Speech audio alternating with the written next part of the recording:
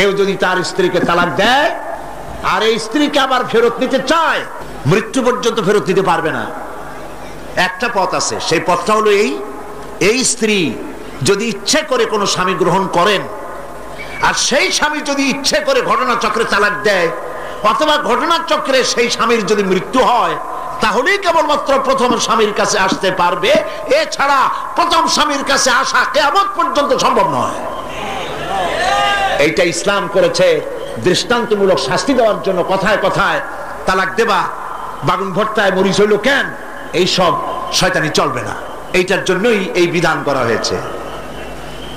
এনজিওরা, ভারতের পাঁচটা গোলাম বুদ্ধিজীবীরা এই হিল্লাটাকে, এই যে হিল্লা ইসলামে নাই, সেই হিল্লার ফতোয়া ইসলামের মধ্যে বানাইয়া আলেম ওলামাদেরকে নিন্দনীয় করার জন্য চেষ্টা করেছে।